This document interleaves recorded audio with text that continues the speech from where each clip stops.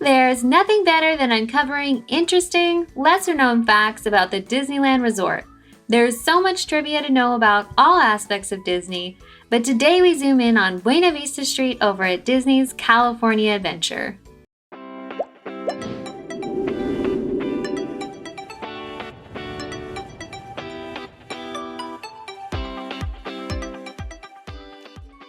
The actual entry point to Buena Vista Street is also the main entrance to the whole DCA park. The turnstiles you walk through are the first theming element of Buena Vista Street. Like all of Buena Vista Street, they are themed to the 1920s and 1930s architecture of Southern California, as Walt would have seen it when he first arrived in California in 1923. These turnstiles actually are replicated in front of Disney's Hollywood Studios in Florida as well. The turnstiles themselves are modeled after the entry to the Pan-Pacific Auditorium designed by Welton Becket. Welton Becket was extremely close to Walt and is said to have influenced Walt to create what is now Imagineering. Becket insisted that no one but Walt and his team could design the parks to match their imagined plans, and the only way would be to design everything for themselves. At one point, Walt had Becket draw up a master plan for Epcot. Walt found the architecture was, quote, cold and uninviting, and was ultimately designed by what is now Imagineers at Beckett's urging. Years later, Becket was brought in by Roy Disney to design both the Polynesian and contemporary resorts in Walt Disney World near Magic Kingdom. You can see Welton Beckett's influence on Disney parks and why he is known as an honorary Imagineer. After entering through the turnstiles in DCA, you'll find a variety of shops lining Buena Vista Street. You may also notice similarities to Hollywood Studios Park in Florida, which not only has the same turnstile design, but also has the retro Hollywood theme as well. All the shops and places to eat on Buena Vista Street are named and themed with significance to Walt Disney. Many are based on very early characters that you may not be familiar with. Oswald's from Oswald the Lucky Rabbit, Mortimer's Market, Mortimer being the original name for Mickey Mouse, and also a character himself.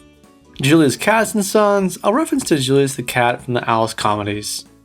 Clarabelle's Hand Scoop Ice Cream, referencing Clarabelle Cow. Big Top Toys, actually a nod to Dumbo with a theming and music inside. And Fiddler, Fifer, and Practical Cafe, they were the stars from the 1933 animated film The Three Little Pigs.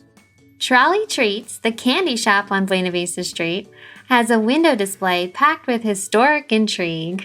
If you weren't paying attention, you could easily miss this gem. In the window display, you can see a model of Rock Candy Mountain, a scrapped idea for a candy mountain that would have been an extension near where Casey Jr.'s train is today.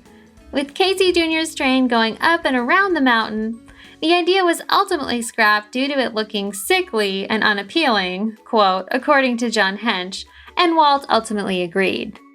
We agree as well, and we wouldn't trade the Matterhorn that we got in its place. Just like Main Street in Disneyland leads to Sleeping Beauty's castle, Buena Vista Street in DCA leads to Carthage Circle Theater. Carthage Circle is modeled after a real theater of the same name in Los Angeles, where Snow White and the Seven Dwarfs premiered in 1937.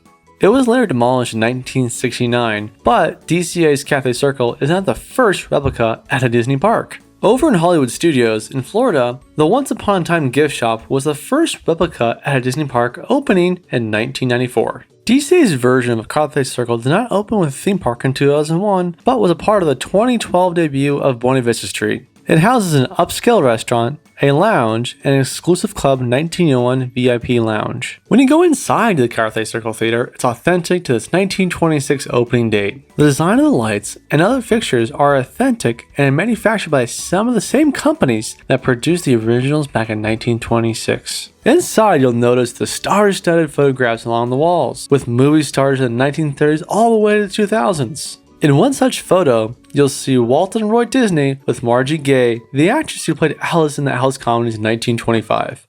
Although you might not have heard of the Alice comedies, and we're not talking about the Alice in Wonderland, this photo is meaningful. First, because the Alice comedies allowed Walt to continue his animation in California while things were going so well for his business financially. And second, this ties back to the store on Buena Vista Street. Julius Cats and Sons is actually named after Julius the Cat that started with Margie Gay in the Alice comedies. Thanks so much for watching. If you like this video, make sure to subscribe for more.